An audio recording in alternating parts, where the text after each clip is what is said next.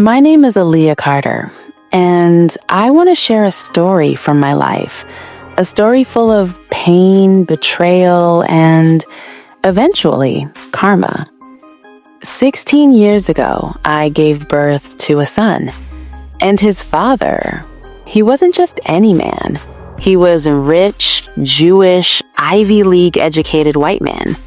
Me? I was a poor black girl whose parents were junkies, now clean for over 20 years.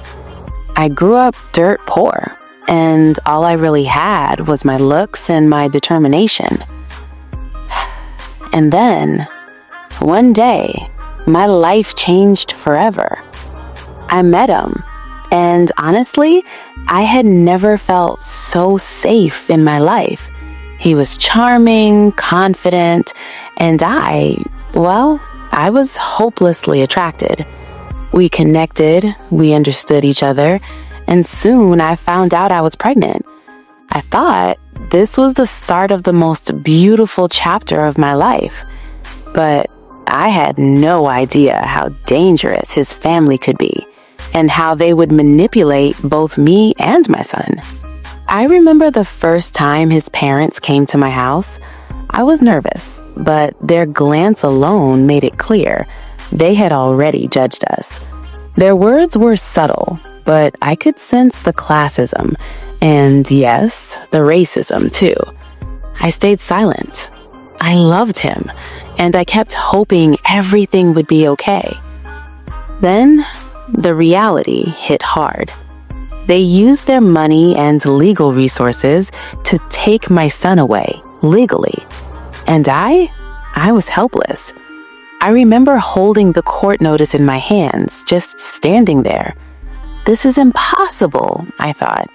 How can they take my son when I've done everything right? That night, I sat on my bed, crying. But I made a decision. I wouldn't let this destroy me. I would build my career, a stable life, and I would become strong for my son. The first year was hard. Every little success, I imagined it as a gift for my son, even if he wasn't with me. I kept thinking, what can I do for him since he's not really here? But I chose self-respect and ambition. I built my skills, I became financially independent, and quietly I started planning that one day I would have full control over what my son needed. The pain and injustice didn't break me. It made me stronger. And I learned patience and quiet strength are powerful weapons. Then karma arrived. My son's father, the golden child, the man who called me every name, who made me feel worthless, ended up facing a double homicide charge. I remember reading the news, house arrest, legal fees piling up, and even his parents struggling financially. And I realized the universe has its way of balancing things. I didn't feel joy in their suffering, but I thought, now my son is safe, and I can give him everything he deserves. I bought him a car, I gave him financial support, and made every decision carefully to ensure he would grow up strong. Now, our relationship is strong, though limited to a few hours each month. But every moment together, I spoil him. And I don't mean just material things.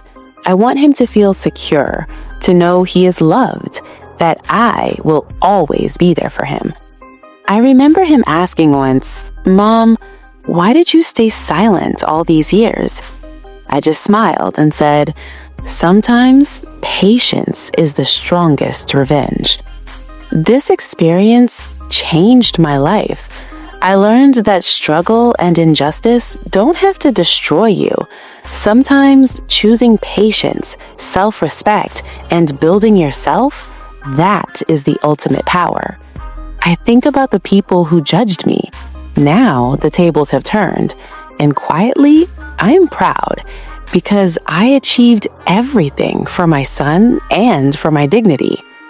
I never acted out of revenge. I just built my life.